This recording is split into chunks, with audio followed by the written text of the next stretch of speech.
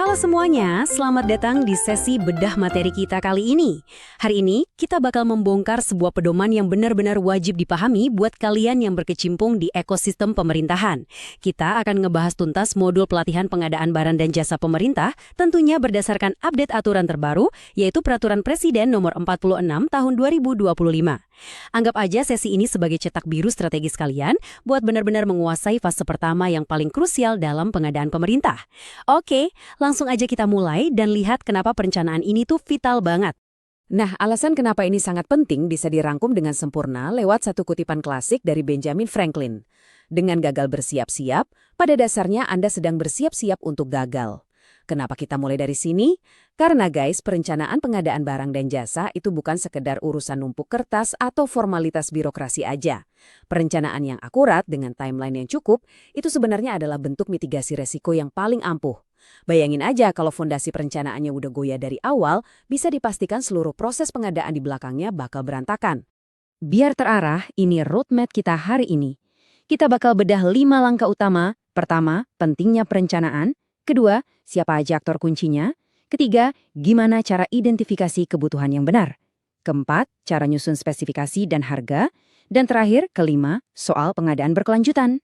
Kita masuk ke bagian pertama. Pentingnya perencanaan pengadaan jasa. Sebelum kita ngegas lebih jauh, mending kita samain frekuensi dulu ya. Apa sih sebenarnya pengadaan barang atau jasa itu? Intinya, ini adalah proses buat dapetin barang atau jasa, baik yang bentuknya fisik, berwujud, maupun yang enggak berwujud.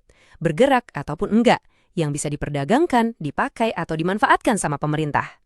Paham definisi dasar ini tuh krusial banget sebagai titik tolak kita sebelum nyebur ke mekanisme birokrasi yang lebih kompleks.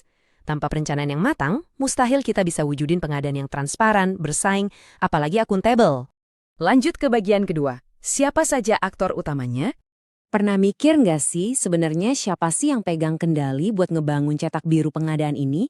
Di pemerintahan, hierarki dan pembagian tugasnya itu udah jelas banget. Di puncak kita punya PA atau pengguna anggaran. Mereka lah bos yang berwenang menetapkan perencanaan pengadaan dan rencana umum pengadaan atau RUP. Nah, kewenangan ini bisa didelegasikan ke KPA alias kuasa pengguna anggaran. Terus siapa eksekutornya? Di lapangan yang nyusun perencanaan berdasarkan dokumen anggaran kayak DIPA atau DPA, itu adalah PPK, pejabat pembuat komitmen. Terakhir, kita nggak boleh lupa sama UKBBJ, unit kerja pengadaan, yang posisinya tuh strategis banget sebagai fasilitator dan koordinator biar semua visi ini bisa jalan efisien. Masuk ke bagian ketiga, langkah identifikasi kebutuhan. Di tahap inilah pembangunan fondasi pengadaan kita benar-benar dimulai. Ingat, identifikasi kebutuhan itu bukan soal tebak-tebakan atau asal nulis apa yang mau dibeli. Ini tuh proses brainstorming strategis.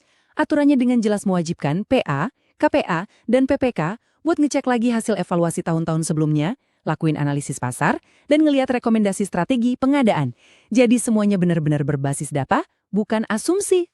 Kalau udah tahu butuhnya apa, sekarang masuk ke tahap kategorisasi. Pasti kalian sering dengar soal kode KBKI atau klasifikasi baku komoditas Indonesia kan? Banyak yang ngeluh ini ribet, padahal kalau dilihat logikanya, ini simple dan ngebantu banget. Coba lihat polanya. Beli meja kursi kantor, itu masuk kategori barang di kelas 3811. Mau renovasi ruang kerja, itu masuk konstruksi kelas 5312. Gimana kalau butuh desain perencanaan untuk assessment center, jelas masuknya ke jasa konsultansi kelas 8321. Pengelompokan ini wajib banget biar proyek kalian tertata rapi dari awal sampai akhir. Barangnya udah tahu, kodenya udah dapat. Sekarang PPK harus nentuin ini mau dikerjain lewat jalur mana. Ada satu logika keputusan yang super ngebantu di sini. Pertama, tanya dulu, bisa nggak sih barang atau jasa ini disediain sama pihak luar atau penyedia? Kalau jawabannya ya, perfect. Kalian bisa pakai jalur penyedia lewat e-purchasing, tender, atau pengadaan langsung. Tapi kalau jawabannya enggak, tanya lagi. Apakah ini cocok dikerjain secara swaklola alias pemerintah yang ngerjain sendiri? Memahami alur berpikir kayak gini tuh krusial banget biar kalian nggak salah ambil rute. Masih ngomongin perencanaan nih, ada satu isu yang lumayan tricky, urusan pemaketan. Kalian pasti dihadapin pada pilihan mau mecah paket atau justru megabungin lewat konsolidasi. Ingat peringatan keras ini ya, kalian diizinkan memecah paket dengan tujuan buat memperluas persaingan. Tapi, kalian dilarang keras, saya ulangi dilarang keras memecah paket kalau niatnya cuma buat ngakalin dan ngehindarin proses tender. Sebaliknya, konsolidasi justru sangat dianjurkan. Ngegabungin kebutuhan yang sejenis itu bakal ningkatin efisiensi anggaran. Dengan catatan, langkah ini nggak boleh sampai mematikan peluang buat usaha mikro dan kecil. Bagian keempat, menyusun spesifikasi dan harga.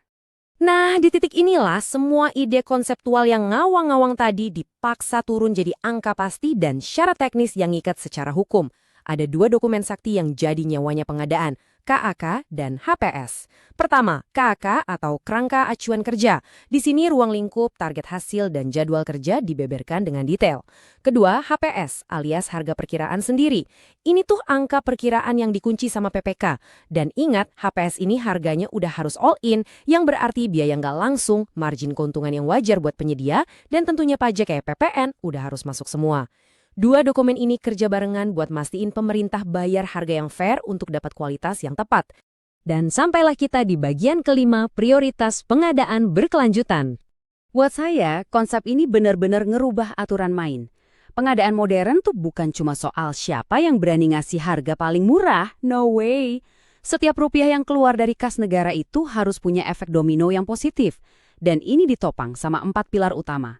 Aspek lingkungan nuntut kita milih yang hemat energi.